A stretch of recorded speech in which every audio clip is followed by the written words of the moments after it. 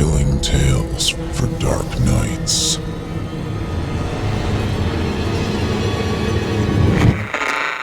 Want to make sure you never miss a Chilling Tales for Dark Nights video again? Be sure to subscribe and hit that bell to turn on notifications. It's time to turn off the lights and turn on the dark. Chilling tales for dark nights.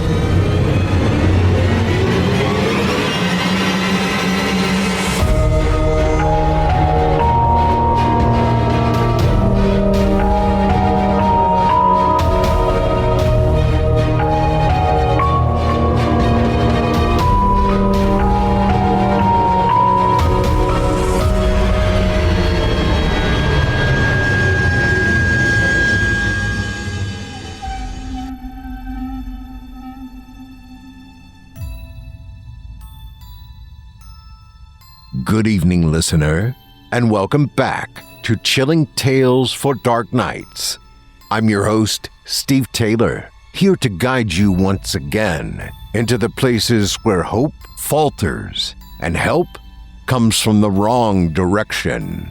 Tonight's tale is not about monsters lurking in closets or shadows creeping along your walls. No, what waits for you this evening wears a gentler mask. It arrives soft, warm, promising relief, comfort, even miracles. And when you're desperate enough, you'll take any of those, no matter the cost. Before we wander too far down that road, before we follow the scent of salvation into someplace we should never go, I've got a few important updates to share with you. Settle in. We're just getting started. First, the holiday chill isn't the only thing in the air. The Evil Idol 2025 voice acting competition is underway, and the performers are absolutely hungry for your votes. Round 2 continues as we search for the next great voice of terror, and your clicks will decide who claws their way into the top ranks. If you haven't begun casting your votes yet, well, consider this your nudge. You can watch every performance and vote for your favorites on the Chilling Tales for Dark Nights YouTube channel. While you're there, hit subscribe and ring that bell so you never miss a new round, a new performance, or a new scare. New frights drop every week, and trust me, they're worth your nightmares. Also, something special is coming your way over the next couple of months. In upcoming episodes, we'll be giving our Evil Idol Round 2 contestants room to shine, featuring them in some of our newest full-cast immersive productions, created exclusively for this very show. Stay tuned. You won't want to miss what's coming. While you're in a supportive mood, a quick favor. Follow the show on Spotify, Apple Podcasts, or wherever you're listening right now. And if you're enjoying what we do, leave us a 5-star review rating and a short review. Your support helps new listeners find their way into our little family of darkness. And if you'd like even deeper cuts, ad-free episodes, early releases, exclusive bonus tales, and access to our full growing archive, consider becoming a supporter at chillingtalesfordarknights.com. Memberships start at just $7.99 a month with discounted annual plans. Think of it as upgrading your nightmares. Finally, don't forget to join us across social media, Facebook, X, Instagram, and TikTok, where we share announcements, behind-the-scenes surprises, and daily doses of dread. Now, if you're ready, let's take a closer look at what happens when comfort comes calling and a miracle steps across your threshold with all the temptation that brings. Our feature presentation tonight comes from an author whose work needs no introduction among fans of atmospheric dread, Craig Groshek.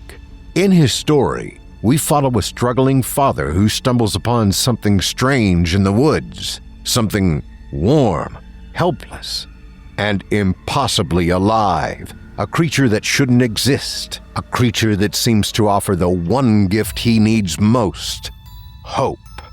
Bringing this story to life is Nicholas Goroff, with additional voices by Otten, and sound design and production from Aaron Sawicki, whose work tonight might leave you feeling a little less certain about the things that lurk just out of sight, and the price they may quietly demand.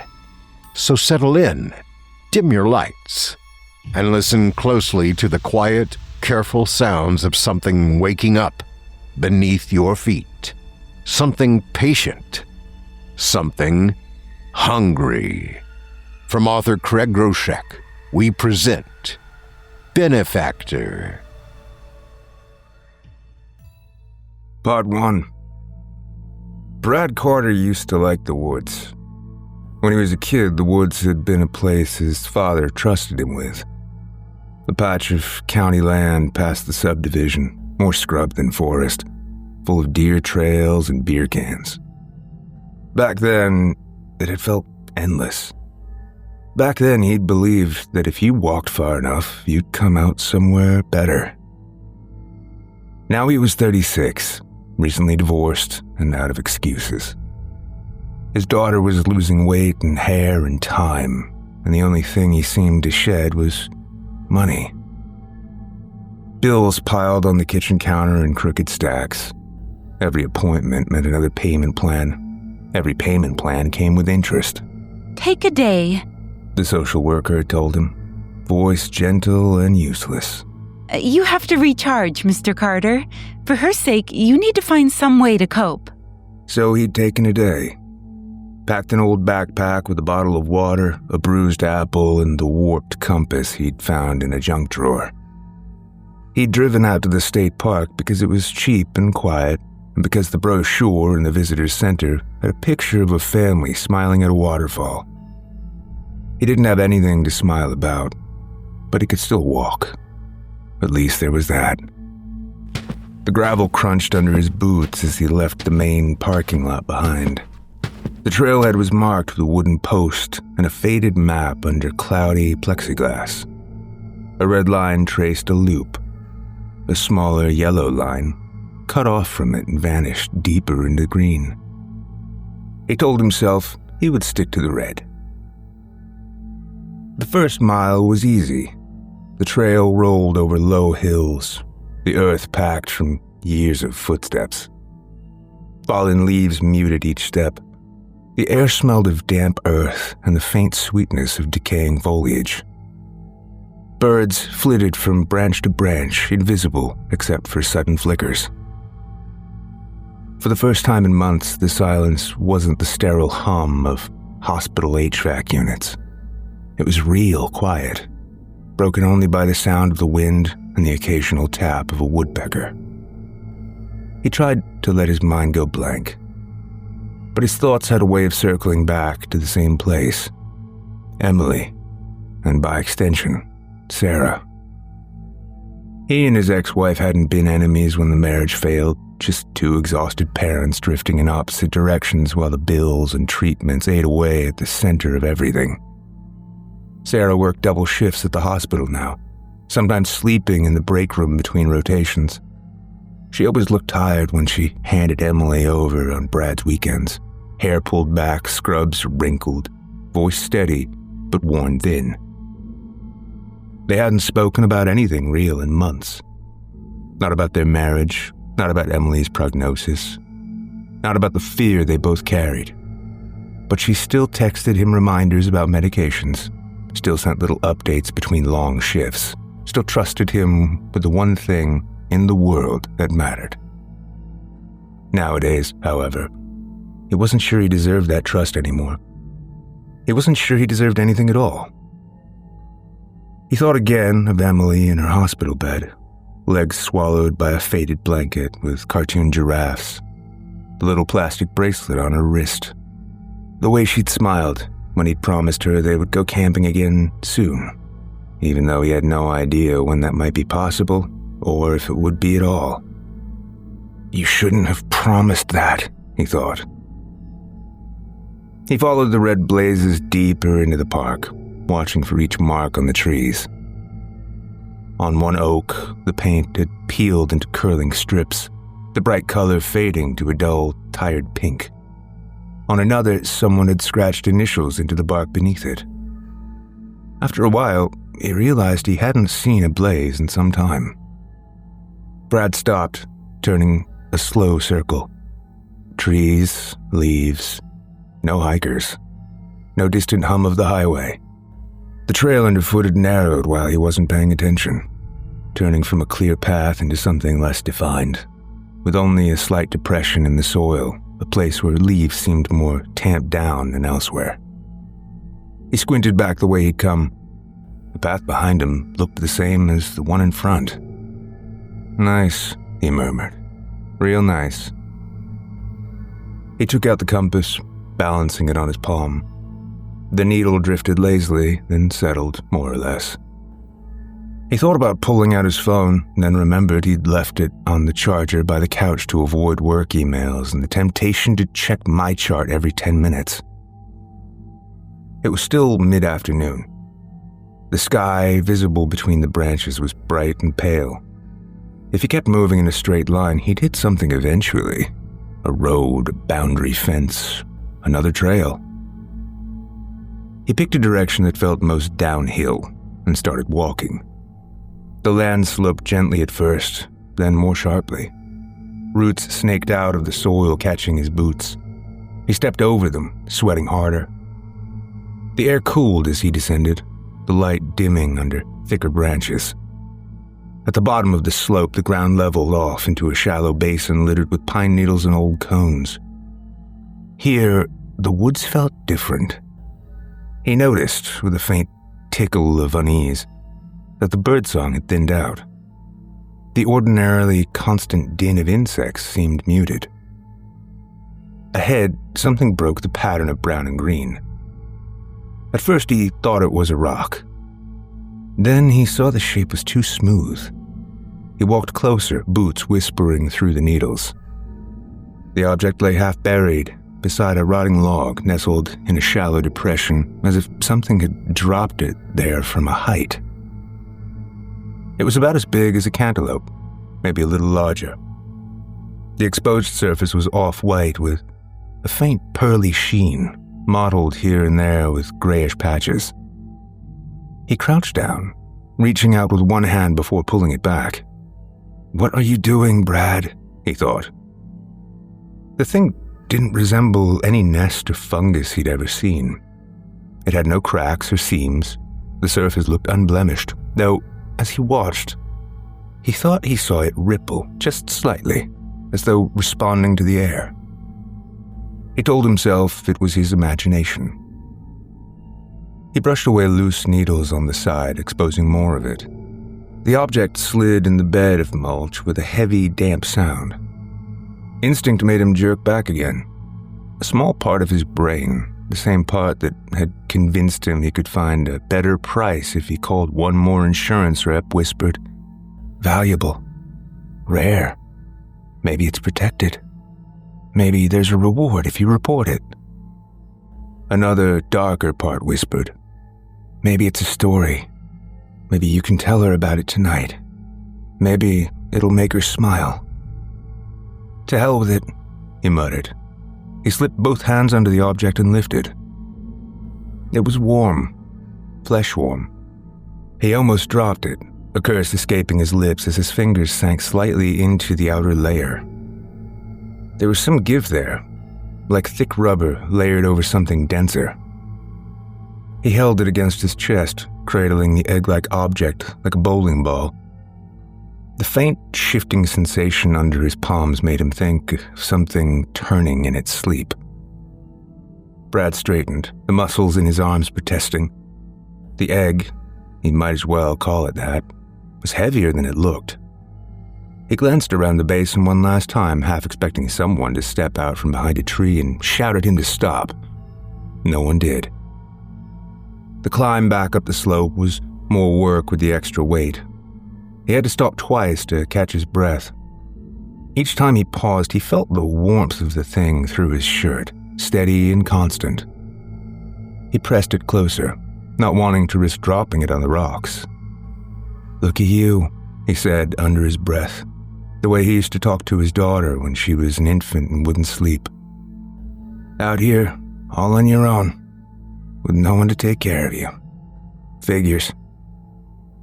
By the time he found the red blazes again, a small splash of paint on a maple half hidden by a branch, his shoulders ached. He followed the familiar trail back toward the parking lot, the egg growing heavier with each step, or maybe his arms weaker. He told himself firmly that he would hand it over at the ranger station and let someone else figure out what to do with it. Maybe it was some rare turtle species, or a protected bird, or something from a science program they'd forgotten to remove. Or maybe he'd get scolded and told to put it back. He pictured explaining it to the bored college kid behind the counter, watching their expression change as they realized what he'd brought them. Maybe they'd cut him a check. Perhaps they'd put his name on a plaque.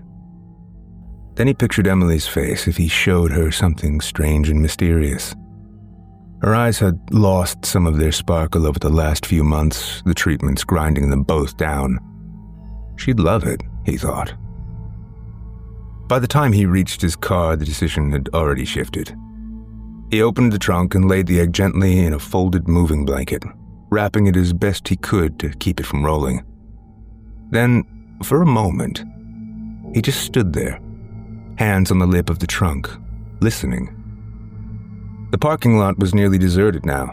All around him, the wind rattled the leaves. Somewhere out of sight, a single car door slammed. For just a second, he thought he heard a faint, dull thump from inside the egg. He closed the trunk. The drive home was longer than he remembered, though he'd driven that route 100 times on the way back from the hospital. Kept glancing in the rearview mirror, as if he could see through the seat and the metal, as if he'd catch the shape of the egg, straining to move. The rational part of him laughed at the idea. It's just some animal nest. You're tired. You're hearing things. Still, he took the corners carefully. His duplex sat in a tired row of similar structures, each with a patch of cracked driveway and a narrow strip of lawn. He backed in so that the trunk faced the small concrete stoop, shielded from the street by his own car body. No neighbors were outside. Good. He popped the trunk, checked once more to make sure no one was watching, and lifted the egg. Its warmth had not faded. If anything, it felt a touch hotter. A bead of sweat traced down between his shoulder blades as he carried it inside. The living room smelled faintly of old coffee and the lemon-scented cleaner he'd used that morning, trying to make the place decent before Emily came home for the weekend. He stepped around the sagging couch and headed straight for the narrow door at the back of the hall, the one that led down to the basement. The stairs creaked under his weight. The basement was unfinished, poured concrete floor, exposed beams, the water heater ticking in one corner.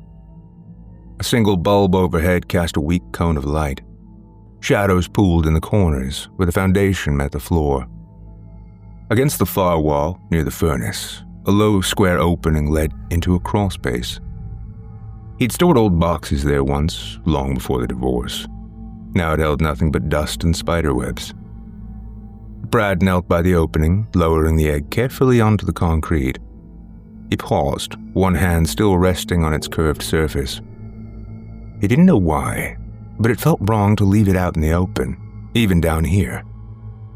He fetched an empty plastic storage tub from a shelf, lined it with an old blanket, and set the egg inside.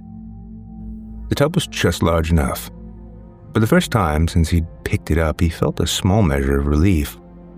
Finally, it was contained and out of sight.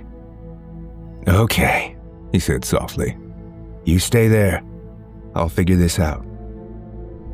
The egg didn't respond. Of course it didn't. He slid the tub into the crawl space until it disappeared into the gloom. Then he closed the plywood panel over the opening and stood dusting his hands on his jeans. Upstairs, the kitchen clock ticked steadily. He checked the time. If he left now, he could still make it to the hospital before visiting hours ended. Emily would be expecting him. He hadn't missed a day yet. Brad took one last look at the basement door before he shut it. When he pulled out of the driveway a few minutes later, he did not hear the faint, dry sound from beneath his house, the subtle rasp of the shell against plastic, shifting in the dark. Part 2. When Brad came home that night, the house felt wrong. He shut the door behind him and stood inside the narrow entryway listening. He heard the usual sound of pipes settling and of the refrigerator humming along with that faint rattle it made when the condenser kicked in. But underneath those familiar noises lay something new, an almost imperceptible tremor in the air. He blamed exhaustion. The hospital's lighting always left his eyes sore.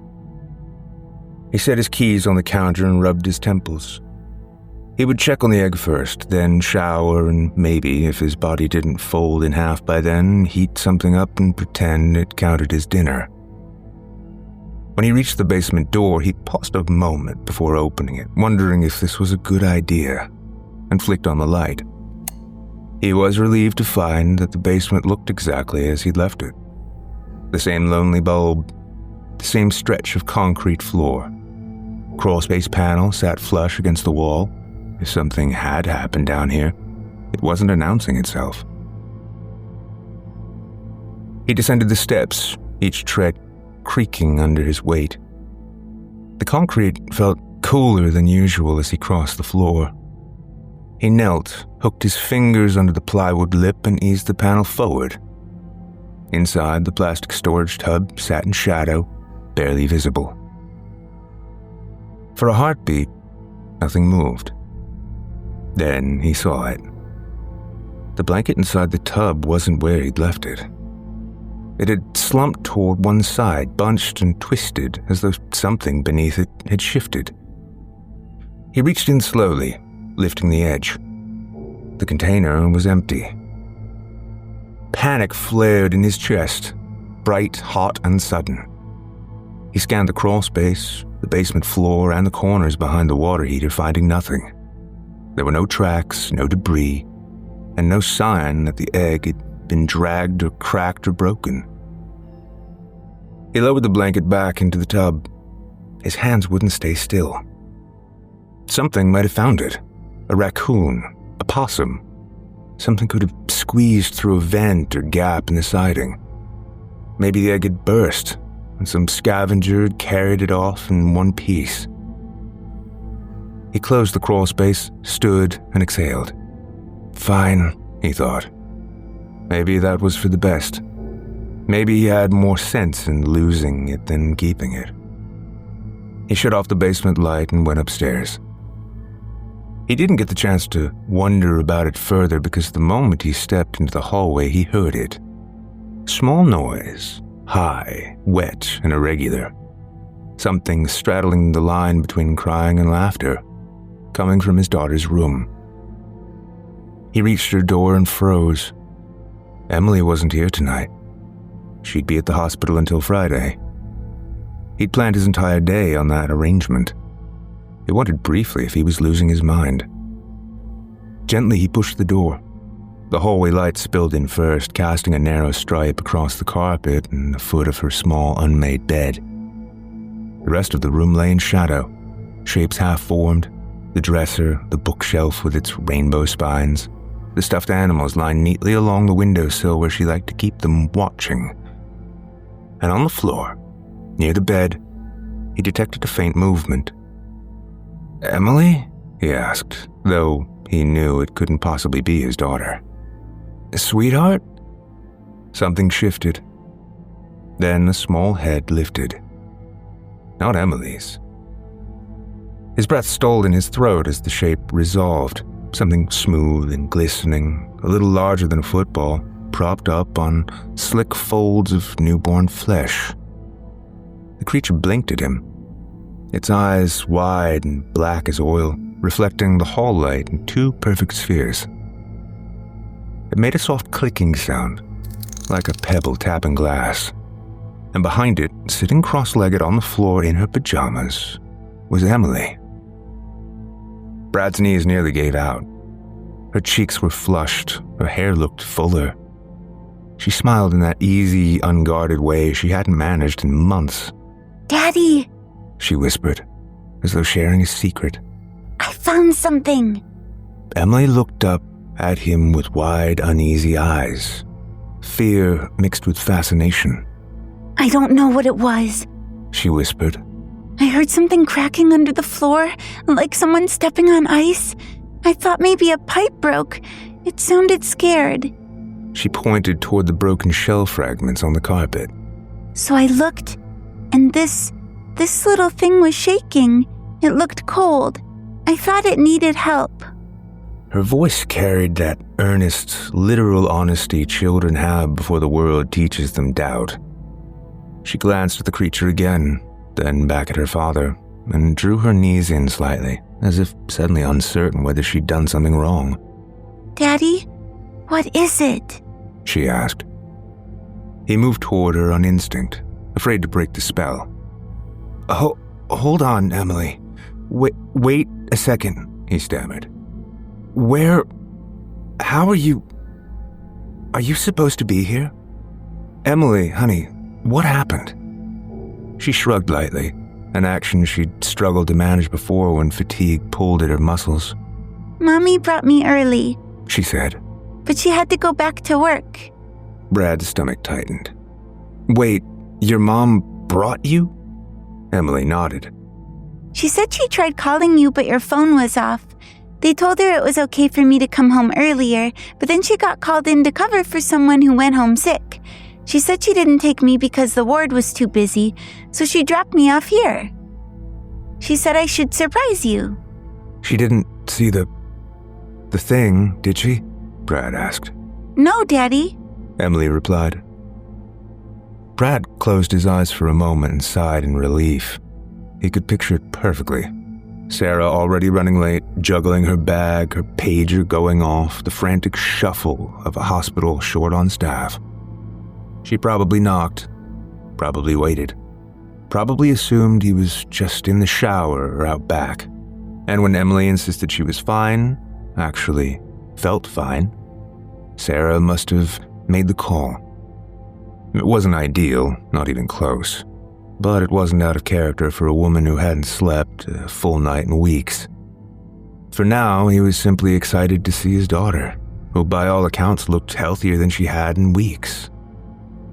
Emily reached down and stroked the creature's back. Brad lurched forward. Emily, don't. But the words caught in his throat. He watched, helpless and astonished, as Emily's hand glided over the creature's skin. Instead of recoiling, the thing rolled slightly into the touch, rubbing its cheek against her palm in a gesture startlingly close to affection. Aw, it's warm, She said softly. I think it likes me. Brad crouched beside her, his eyes scanning her face for any trace of fever or pallor. There was none. Emily, baby, how do you feel? He asked. Good? She said it easily, naturally, as if the last 6 months had never happened. Really good. Then, as if sensing his worry, she added, My legs don't hurt, and my tummy doesn't feel bad. I feel normal. Her fingers continued gliding over the creature. Brad pressed the back of his hand to her forehead. It was warm, but not feverish. He lifted her chin gently. Her eyes were bright, no longer glassy or dulled by treatment. They looked sharp and alert. Brad's throat tightened. Emily, he whispered. Tell me exactly what happened. She thought for a moment. It was making little noises.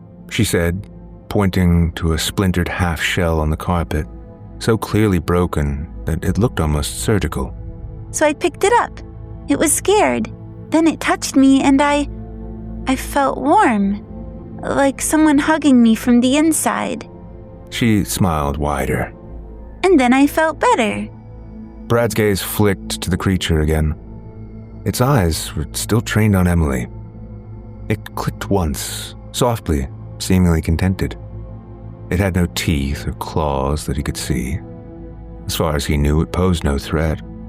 It seemed harmless enough, and yet every cell in Brad's body felt caught between wonder and dread. He swallowed hard. "Okay," he said quietly. "Okay, let's get you upstairs." I'm not tired. She said. "No," he murmured. "I don't think you are." Emily paused a moment and then asked, Daddy, "Yes, sweetheart?" where did it come from? "I found it on a hike," Brad said. "In the woods. It was just an egg." Emily nodded and smiled that beautiful smile of hers. And in spite of the situation, Brad smiled too. "I love you, Emily," he said. I love you too, Daddy. She replied, gently stroking the creature, which responded by nestling closer to her. He called Sarah after Emily fell asleep. She didn't pick up, which wasn't unusual during her nursing shifts. He left a message confirming that he had their daughter and that Emily had definitely surprised him, commented that he'd wished she had at least left him a note, and asked if she had noticed Emily's sudden improvement. He didn't elaborate further or ask if she'd seen the creature. He needed to think before saying anything foolish. He cleaned the bits of shell off the carpet, each shard strangely light, almost fibrous.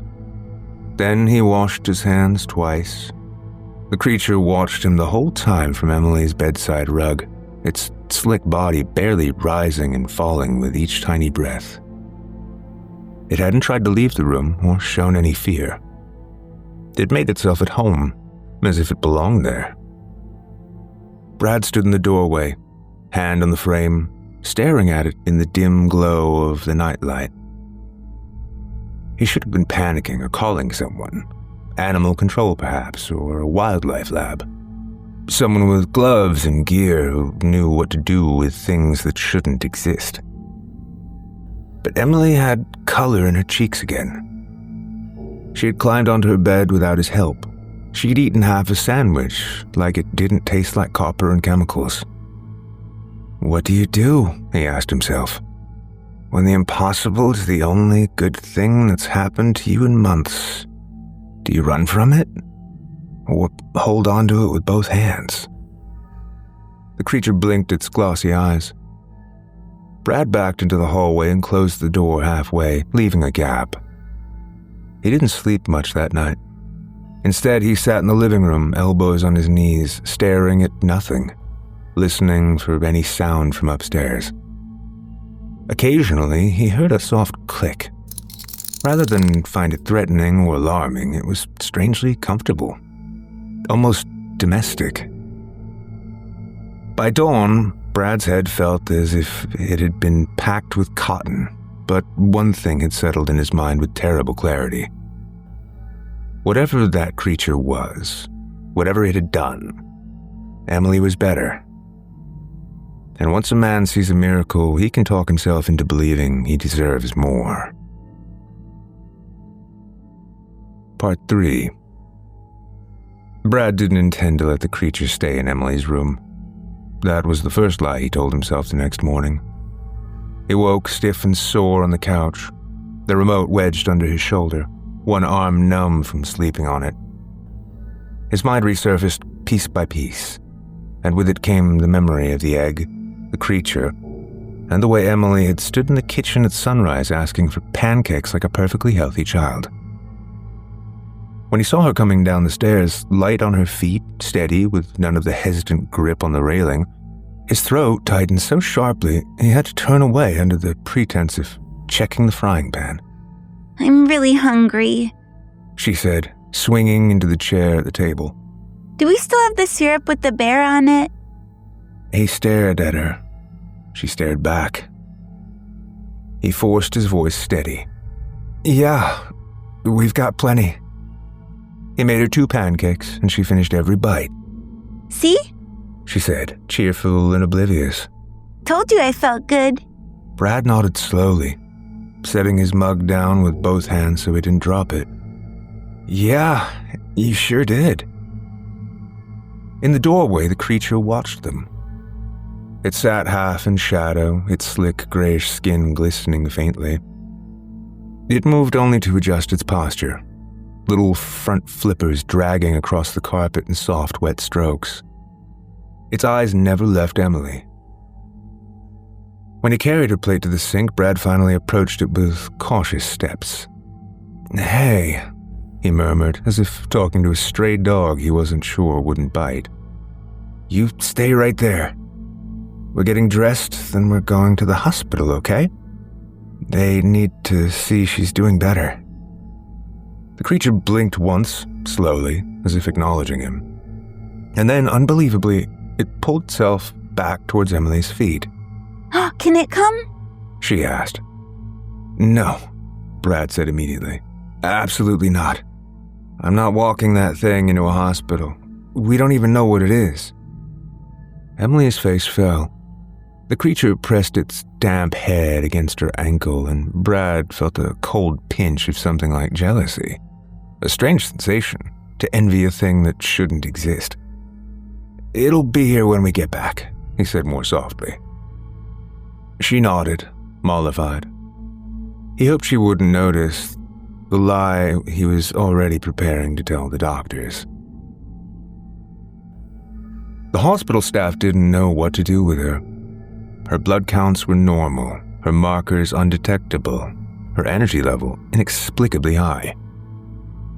Sarah showed up midway through the appointment, her scrubs wrinkled and her hair pulled into a lopsided bun, the look she wore on days she'd been called in early and couldn't say no. Sarah's shoes squeaked faintly on the linoleum as she stepped into the hallway, her badge still clipped crookedly to her scrubs. Her eyes darted toward the exam room where Emily sat, swinging her legs, bright-eyed and alert in a way she had no business being. "What happened?" she demanded in a low voice. "I just got her released early, Brad. Why is Emily back again? What's wrong?" Brad swallowed. He didn't trust his voice enough to invent anything. Not yet. "Nothing's wrong," he said quietly. "That's what happened." Sarah stared at him, waiting for him to continue. "Something's changed," he said. "Emily's better." Sarah blinked at him once, twice. A muscle in her jaw twitched. "Better how?" she asked. As in, a good day? Less pain? Or, Brad, what are you saying? He gestured helplessly toward the exam room.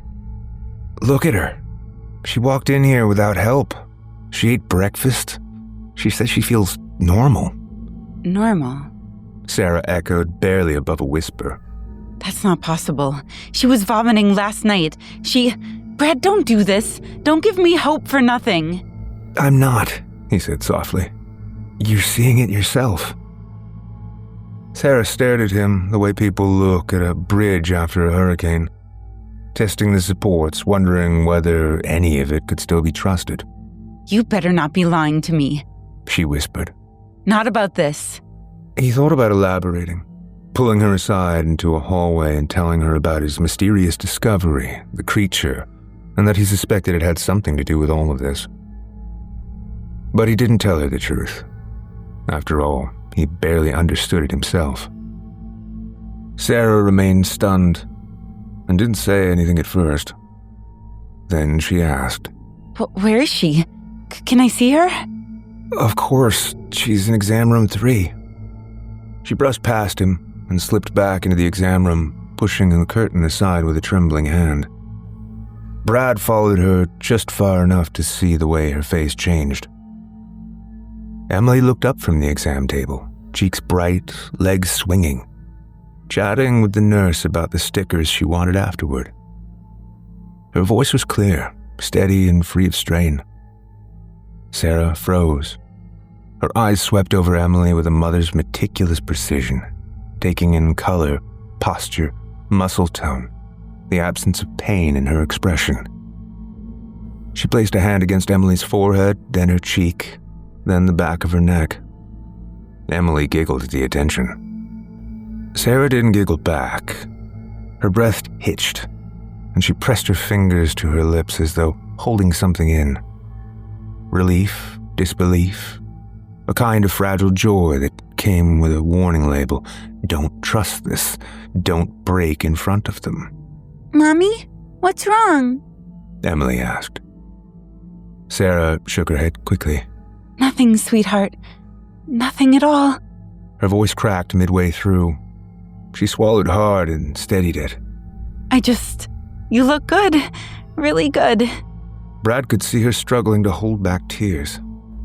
She smoothed Emily's hair, lingering a moment longer than necessary, then stepped back before she melted there in front of everyone. I have to get back. She said quietly to Brad, straightening her badge with shaking fingers. They're short-staffed today and I'm already past my break, but I want to see her again. I need to. You will, Brad said. I promise. Can you bring her to my place when I'm done here? I'll call you. Yes, Sarah, Brad said. That's fine. Sarah exhaled and nodded. Then she turned and hurried down the hallway, as though if she slowed down even a little, the weight of what she'd just seen might crush her.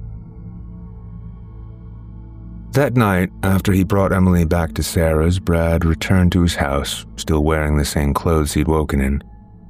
He didn't bother turning on the TV or the kitchen light. He headed straight upstairs. The creature was on the rug again, exactly where he'd left it, but something had changed. It wasn't just wriggling or twitching.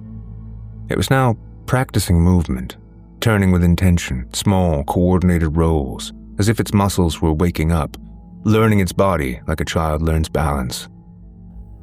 Brad crouched down, studying it. Its glossy eyes lifted to his, unblinking. You did something, he murmured. You made her better. The creature clicked softly, a tone Brad could almost imagine as acknowledgement or agreement. Before he could ponder it further, his phone buzzed. He pulled it out. He'd received a text from his colleague Nate Harris. Nate wasn't just some face in the break room. He and Brad had worked side by side on late shifts for years, loading docks, inventory runs, sweating through company team-building weekends that were little more than trust exercises in the woods. They'd shared enough bad coffee and black humor to become something close to friends. Nate knew all about Emily's leukemia and about Brad's divorce, and Brad knew all about Nate's mother, how the ALS she'd been afflicted with had hollowed her voice, then her strength, then almost everything else. Nate talked about her the same way Brad talked about Emily when he was overwhelmed, quietly and with a cracked kind of pride. Brad opened the message. Nate, 9:17 p.m. Mom's taking a bad turn tonight. Real bad. They're saying she's got a week, maybe 2, tops. I don't know what to do, man. Brad exhaled slowly.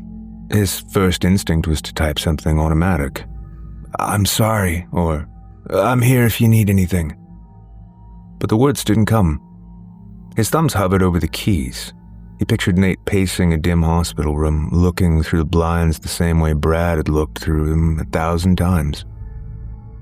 He pictured the woman he'd met twice at company barbecues, frail, soft-spoken, hands shaking even as she tried to pass out paper plates. Then he thought of Emily this morning, bright-eyed, pink-cheeked, and laughing. A miracle he couldn't explain. A new message appeared. Nate, 9:19 p.m. I don't know if I can handle this, man. I'm out of options. I think this might be the end for her. Got a minute to talk? Brad stared at the screen. His first instinct was to make a quick call, offer his condolences and the usual expected platitudes, and let Nate vent if that's what he needed. His second thought was to tell Nate the truth, that he'd found something impossible, something he had no right to trust, but for some reason did. The thoughts lingered. What if it works again? What if Emily wasn't a fluke? What if the creature can help someone else? What if Brad could actually make a difference? Maybe even profit from it? The stack of unopened bills on the kitchen counter surfaced in his mind, and Brad swallowed hard.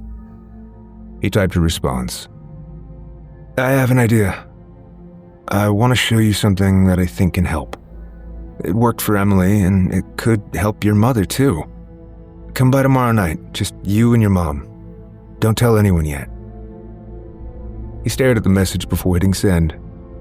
When he finally did, Nate replied almost instantly. "Nate, anything. Thank you. Seriously, Brad. Thank you.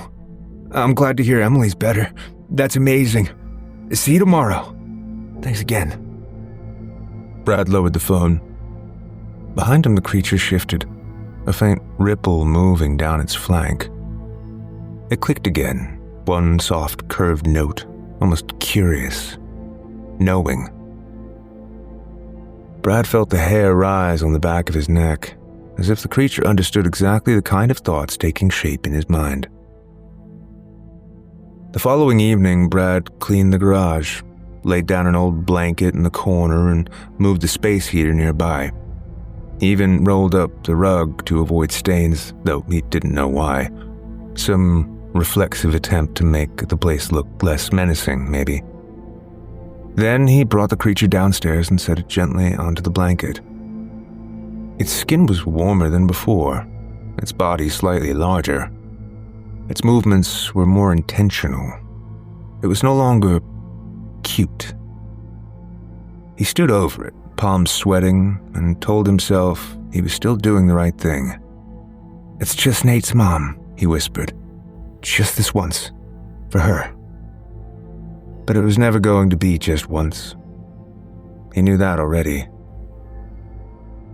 Nate brought his mother after dark. She was a frail shape in a wheelchair, breathing shallowly, wrapped in a shawl that looked older than both men combined. Brad swallowed as he opened the garage door.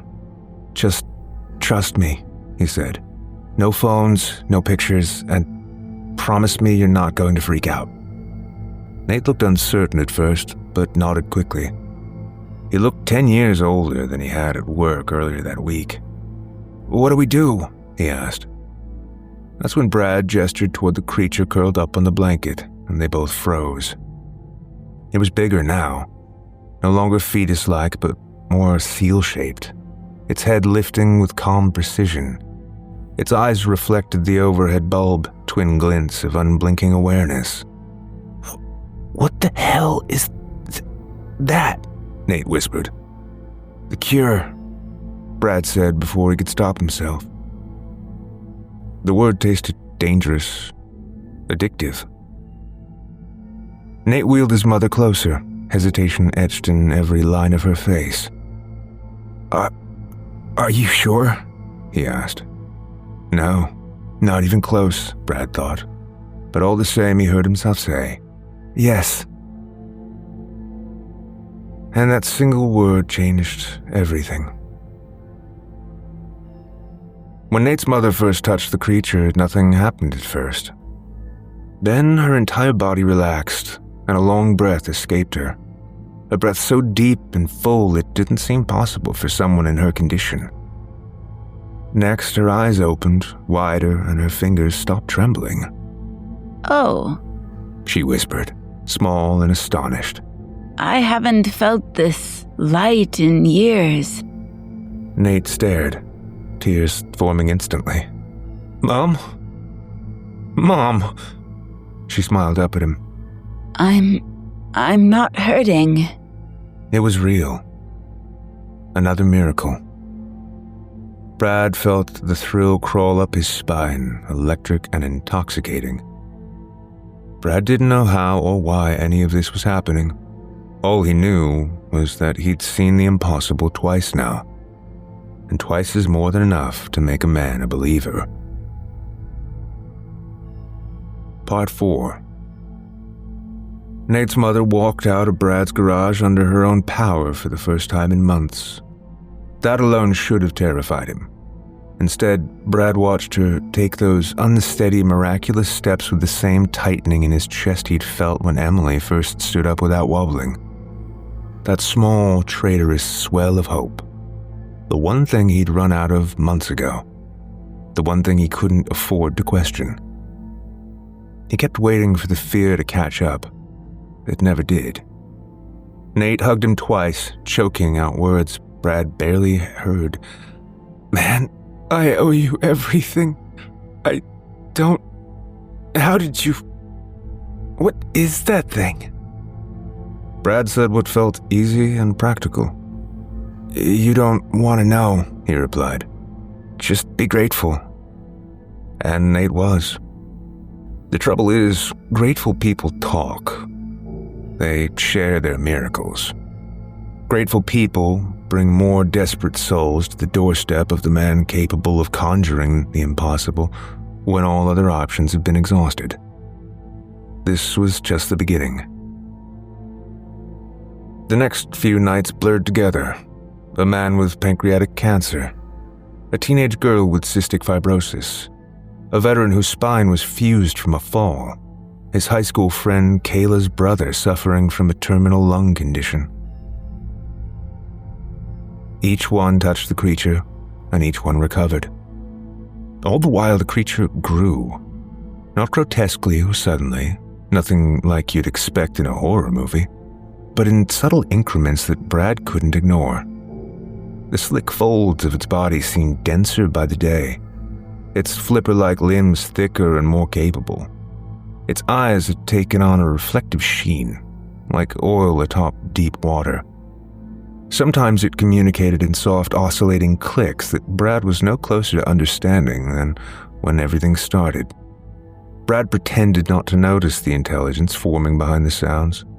He pretended even harder not to notice the way the creature looked almost pleased after each contact, its skin warmer, its movements sharper, as if each healing fed something in it, strengthened something he didn't understand. He told himself it didn't matter. Emily was better, the others were better. That made him better. He hadn't felt this important in years, and self-worth is an easy drug to overdose on. He made his first $500 on a single visit from a trucker whose wife waited in a rusted blue sedan at the curb, praying under her breath. Brad didn't ask for money, but accepted it when the man pressed folded bills into his hand. Cash formed a quiet, guilty pile in Brad's kitchen drawer. Kayla, from one of the oncology wards, paid him in gift cards. A local pastor insisted on bringing cash and a ham. A dentist with rheumatoid arthritis asked no questions and gave him $1,200 in an envelope. People deserve hope, Brad muttered each night as he locked the garage. And I deserve a break. These were the phrases that let him sleep. They didn't last. The first sign of impending disaster arrived via a phone call 6 days after Nate's mother had first visited. Brad was reheating leftovers in the microwave, staring at the rotating bowl like he was hypnotized when his phone buzzed on the counter. Nate, 7:04 p.m. Mom's in the ER. Call me. Brad frowned, confused, but he wasn't alarmed. Not yet. He stepped into the hallway and dialed. Nate answered on the first ring. She collapsed, he said. It came out of nowhere. 1 minute she was folding laundry, the next she was on the floor. Brad swallowed. A seizure? No, Nate said shakily. Worse. Everything's shutting down. They don't know what's happening. Brad, she looks worse than before, like something's draining her. Please tell me what you did, what that thing did. The words hit harder than they should have. Is she alive? Brad asked. For now. They've got her on monitors, fluids, everything. Then in a smaller voice he asked, Did you know this might happen? No, Brad whispered. No, I swear I didn't. A nurse pulled Nate away from the phone. Brad heard muted voices, then the line went dead. He stared at the screen. The microwave beeped behind him, loud and mocking. And for the first time since that creature touched Emily, something cold slipped between Brad's ribs. The second call came in an hour later, not from Nate, but from Kayla. She could barely speak between sobs. My brother can't breathe. She choked out. He got better for 2 days. He said he felt strong again, and then he just fell apart. He can't lift his arms. He's losing weight by the hour. Brad, he looks gray. What did that thing do to him? Brad's mouth opened. Nothing came out. Kayla pressed on. You told me you'd help him. I tried, Brad stammered. I thought I was. I didn't know. She hung up. He didn't blame her. He stopped answering messages after that, but they kept coming. Dozens of them, all in the same tone. Help. Please. Something's wrong. This is worse. Tell us what you did. Each message shuddered through him like a fresh blow. He sat motionless at the kitchen table until sunrise, staring at the wood grain like answers might eventually bloom from it. But the only answers waiting for him came from outside his own four walls. The news broke the next morning. Brad watched the report on his laptop, hunched over with the blinds half closed, as though hiding from the truth might keep it smaller. Hospitals across 3 states were dealing with sudden, unexplained collapses.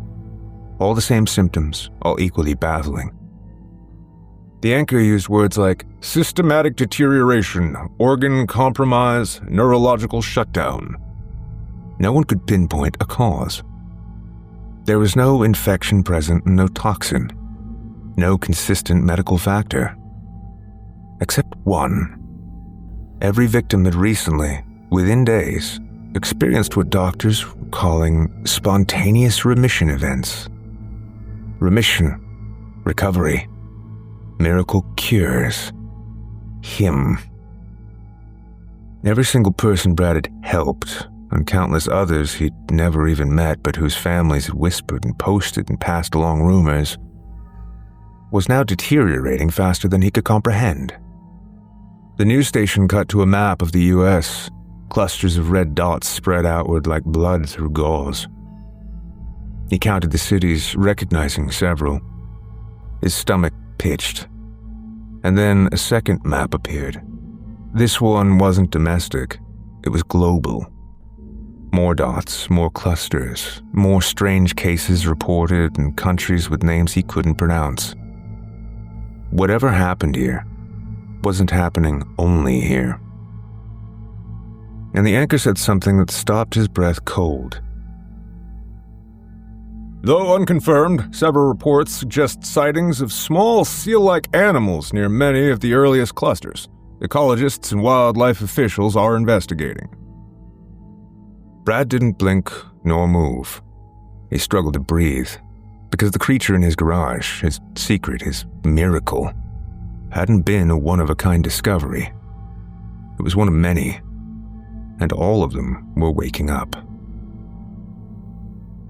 When Brad opened the garage door, the creature looked different. Bigger, longer, limbs thicker, eyes deeper. It tilted its head toward him slowly, calm, observant, and self-aware. Its skin rippled with a new strength, and in that moment, Brad understood with terrible clarity that it wasn't healing anyone. It never had. It had been feeding. Every touch, every miracle, every moment of hope had been a taste, a connection. And now that it had fed, it was growing. They all were, across the country and the world. In every forest, every river, every unsuspecting home like his.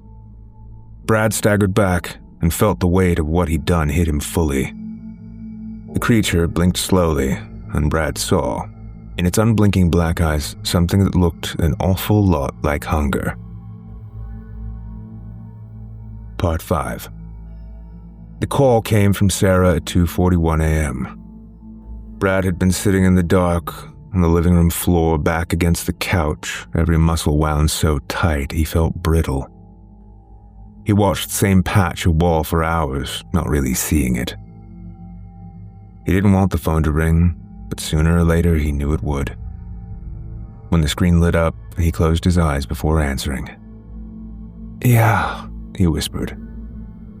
Sarah didn't bother saying hello. Something's wrong, she said.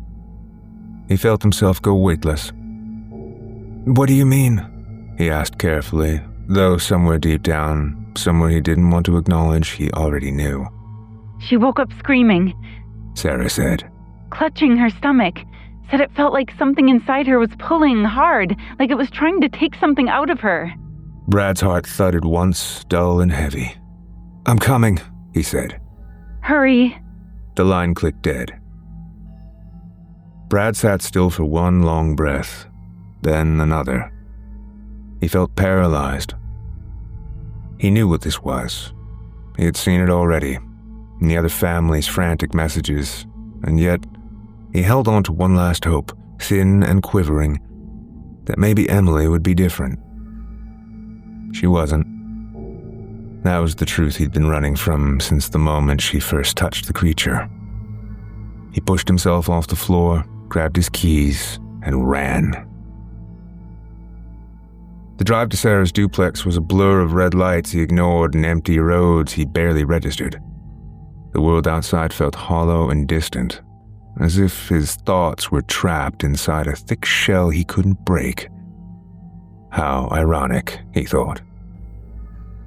When he reached the house, he didn't knock. He pushed the door open and found Sarah pacing the living room with Emily cradled in her arms. Emily looked wrong.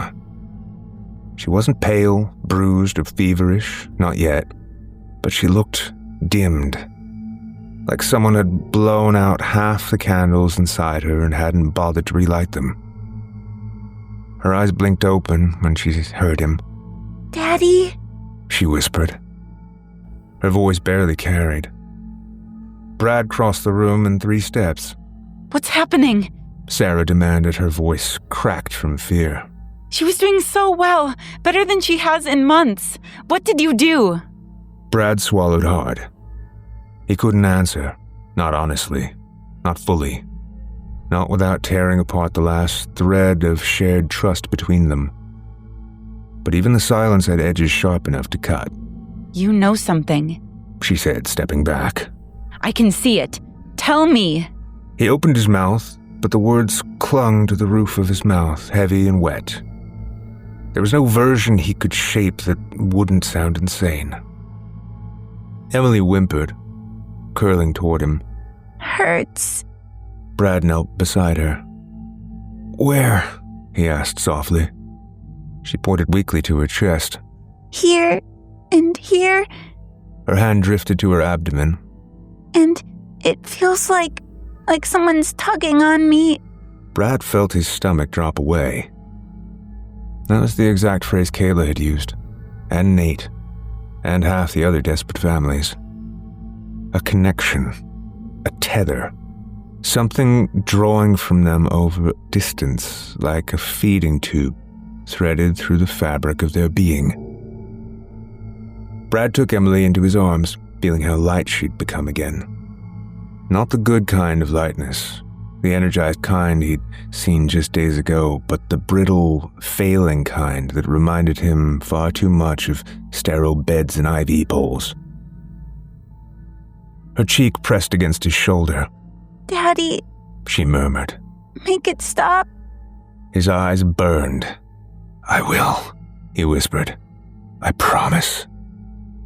But promises were cheap. They dissolved under pressure, and he was out of lies.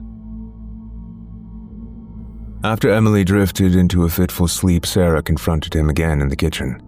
I'm not blind, she said, keeping her voice low. Something happened, something you let happen. She was better overnight, and now this. Brad, for God's sake, tell me. Her eyes glistened with a fear Brad recognized too well. The fear of a parent who sees the world gearing up to take their child again.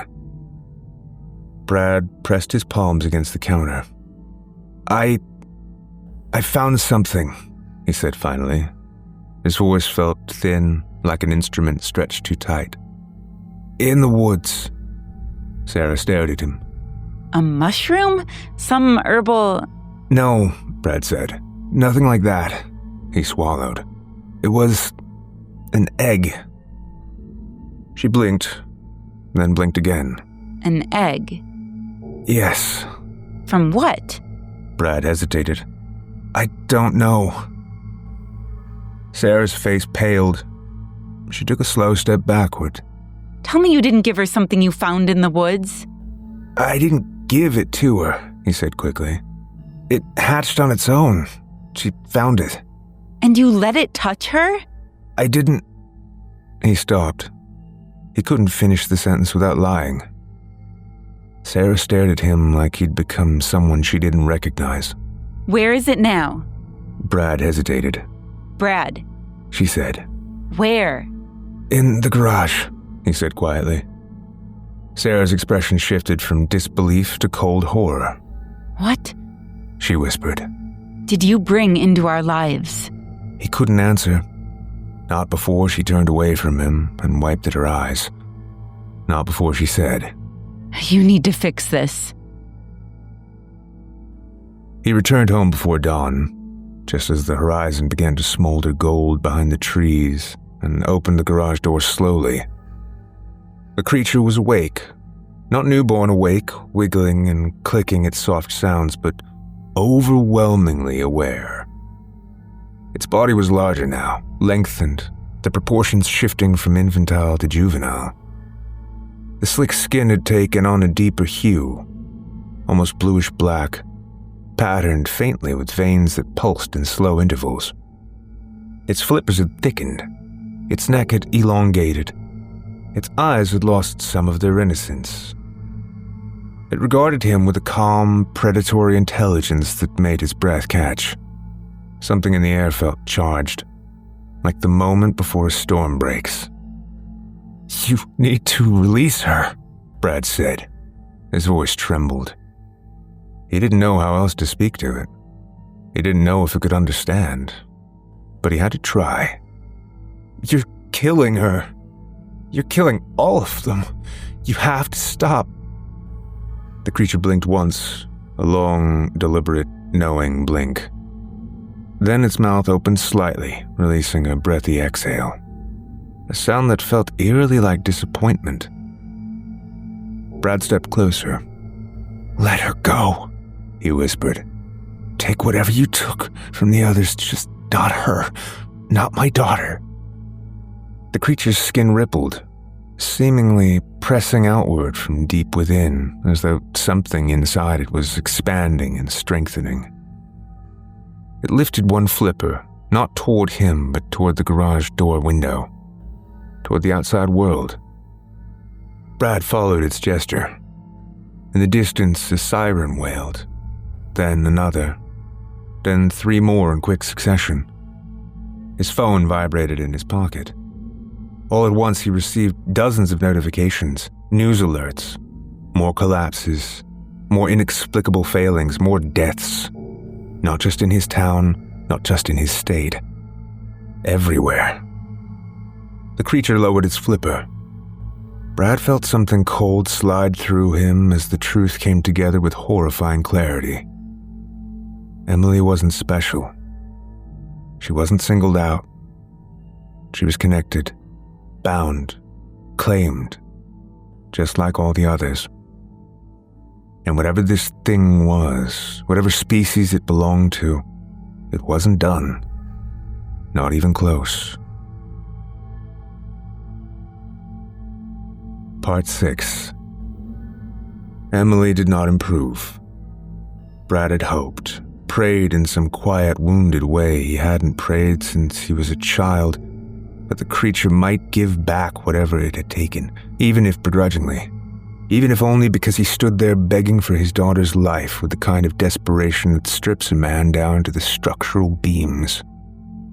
He hoped that beneath its hunger and animalistic, predatory intent, that the creature had more compassion than a simple beast.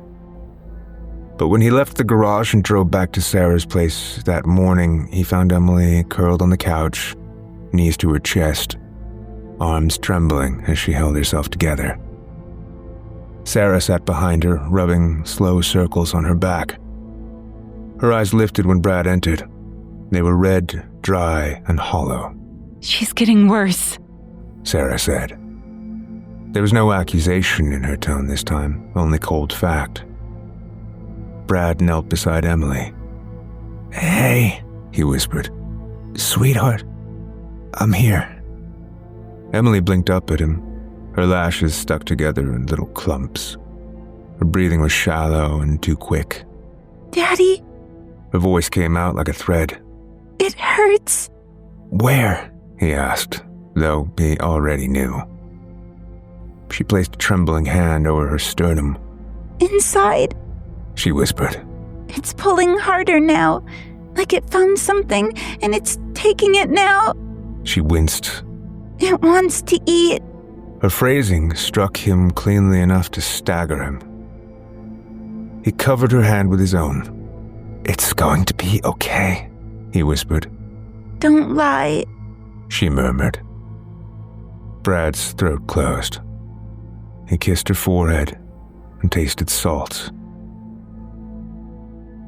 He carried her to the car when her legs gave out. Sarah rode in the back with her, guiding her head against her lap, murmuring soft reassurances that held neither certainty nor hope. Brad drove without looking at the speedometer. Stop signs blurred. Traffic lights meant nothing. Other drivers honked once, twice, then were gone. They reached the emergency entrance as two nurses wheeled out a gurney. Emily's fingers slipped from Brad's sleeve as they transferred her. He tried not to lose composure. He failed. They whisked her through the double doors plastered with fading posters about flu vaccines and seasonal allergies, mundane warnings in a world now quietly devouring itself. A doctor came out 10 minutes later. He wasn't someone Brad knew. He was middle-aged with a calm voice and eyes too understanding. She's crashing, the doctor said, as if her father didn't already know. We're doing everything we can, but whatever this is, his jaw tightened. Her organs are failing in a pattern we've never seen. It's almost like something is draining her at a systematic level. Sarah covered her mouth. Brad stared straight through the man. Can she hear us? He asked. For now. Those two words undid him. She was still conscious when they entered the room. Barely. Machines beeped and staggered rhythms around her. IV lines traced pale arcs from her arms. She looked impossibly small amid the sterile chaos. Brad moved to her side. His hands shook as he took hers. Emily's eyelids fluttered open. Daddy, The whisper was almost nothing. is it still there? He swallowed. He couldn't bring himself to lie again. Yes, he whispered. But I'm here. You're not alone. She blinked slowly, as though each movement took tremendous effort. Can you turn it off? She asked. The pulling? Brad's vision blurred. I would, he said. I swear I would. Emily breathed out softly, a sound like relief or resignation. That's okay. She said. It's not your fault. Brad shook his head, gripping her hand harder. It is, he whispered. It is, sweetheart. I didn't understand. I should have never brought it home. I should have never let you near it. Emily's lips curved slightly, almost a smile, almost forgiveness. You tried. She breathed. You were scared, I know. Her voice grew faint. And I'm not scared now. Brad pressed his forehead to her knuckles and gently kissed her hand. I love you, Emmy, he whispered. I love Her breath shuddered. you too. Her hand went loose in his. The machines screamed. Sarah sobbed. A nurse hurried in. Brad didn't stand. He couldn't. He stayed bent over his daughter's still hand until someone finally touched his shoulder. He didn't respond. Emily was gone. The creature knew. He didn't know how, but he felt it. Hours later, after signing papers with a hand that barely functioned, after Sarah asked him, quietly, without anger, to to leave her house. After driving home on autopilot without turning on the headlights, Brad walked into his garage again. The creature was standing now. Its forelimbs, no longer mere flippers, supported its length with unnerving grace. Its skin had darkened to a mottled charcoal blue, glossy and firm. Its neck was longer, its head more defined. The eyes, still black and unblinking, held something unmistakably brimming with awareness. And when it saw him, it inhaled, a slow, deep breath that made its chest widen, not from hunger, but from satisfaction. Brad stumbled backward. "You killed her," he whispered. It tilted its head, a gesture so eerily human that Brad felt bile rise in his throat. The creature's skin rippled again, a subtle, undulating motion, as though new layers of muscle were knitting beneath the surface. Brad reached blindly for a tire iron. He didn't think, he didn't analyze, he simply swung. The metal connected. The creature thrashed, a shrill sound tearing from its throat. And at that exact moment, Brad felt something inside his ribs twist sharply, emotionally, psychically, as though the scream had been aimed at him. He staggered, dropping the iron. When he looked up, the creature was crawling toward the open garage door with a speed it hadn't possessed a day earlier. It slithered across the concrete, claws, actual claws now, scraping faintly, and slipped into the darkness outside. It was gone. It didn't fear him. It didn't need him. He had served his purpose. The news broke worldwide over the next 48 hours of collapses in Europe, sudden systemic failures in Asia, unexplained neurological shutdowns in South America. There were clusters on every continent.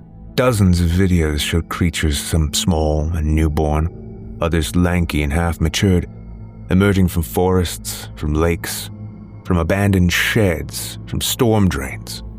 Some crawled, some walked, some stood upright. All moved with the same unsettling purpose. Satellite footage revealed glowing thermal signatures beneath wilderness regions across the globe, hundreds of them, pulsing in unison, brightening as though something beneath the Earth's surface was coming alive. Experts called it a coordinated biological awakening. Brad knew better. He knew exactly what it was.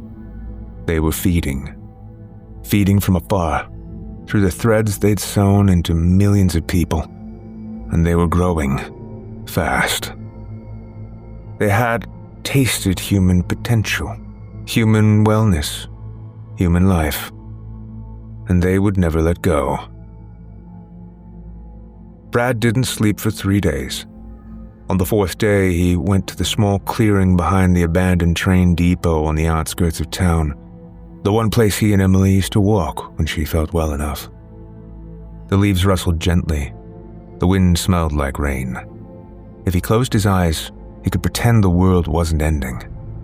But when he opened them, he saw what had been hiding between the trees. Dozens of them, some small, some large, all breathing in slow, rhythmic synchronization. Some turned their heads when they saw him, black eyes reflecting the dim gray sky. They did not approach, nor did they flee. They simply watched.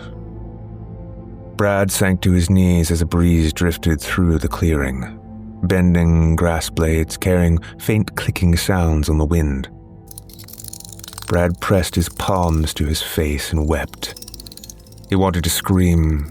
He wanted forgiveness. He wanted his daughter back. But he knew none of those things were coming. All that remained was a single terrible certainty. He hadn't discovered a miracle. He hadn't saved his daughter. He had been the first volunteer in a global harvest. And now the benefactors, those silent, tireless creatures, were claiming what they believed was theirs. He hadn't discovered a miracle. He had delivered his own daughter into the waiting maw of a ruthless predator. Humanity had stepped into their open mouths willingly. Some gifts, Brad realized far too late, only look like mercy. That was Benefactor by Craig Groshek, performed by Nicholas Goroff, with featured performances by Katie Otten and sound design by Aaron Sawicki. A story about hope misplaced, about a father's love, a child's trust, and the terrible places desperation can take us. We like to believe we'd recognize danger when it's right in front of us. But when fear gnaws at the edges of our lives, when the people we love are slipping away, anything warm can feel like salvation, even when it's only waiting to take something back. And tonight's author is more than just a storyteller. Craig Groshek is the creator of this very program, Chilling Tales for Dark Nights, and the founder of the original YouTube channel that helped ignite a new era of horror audio online. His work has shaped the foundation of what we do here and continues to fuel new nightmares week after week. If you'd like to explore more of Craig's writing, including dozens of stories you won't hear anywhere else, visit our sister site, creepypastastories.com, where his catalog is available to read for free, along with tales from hundreds of other dark-minded creatives. And remember, beginning in the coming weeks, we'll be showcasing our Evil Idol Round 2 contestants in brand new, fully immersive full-cast productions right here on this program. You won't want to miss their debut performances. Now, before we dim the lights entirely tonight, a few final reminders. If you enjoyed your time with us, or if tonight's story made you look twice at anything warm, glowing, or moving just a bit too quietly, please follow this show on your podcast platform of choice. Your reviews and ratings help new listeners find us and help keep these stories coming. Be sure to drop by our YouTube channel for weekly horror performances, Evil Idol Showdown rounds, and new content that arrives with surprising regularity, usually right when you've convinced yourself it's safe to sleep again. Subscribe, click the bell, and join the audience deciding who will be crowned the next great voice of fear. If you want ad-free episodes, early access, and exclusive bonus stories, join us at chillingtalesfordarknights.com. Memberships start at $7.99 with annual discounts available, and unlock a growing treasury of darkness. And don't forget to follow us on Facebook, X, Instagram, and TikTok for updates, behind-the-scenes content, contests, and more. It's the easiest way to stay connected and to make sure your nightmares never run out of fuel. And with that, listener, our time together draws to a close. May your hopes be honest, may your comforts be real, and may nothing strange ever hatch in the places where you feel safest. Until next time, turn off the lights and turn on the dark. Sweet dreams, listener. Sweet dreams. Chilling Tales for Dark Nights.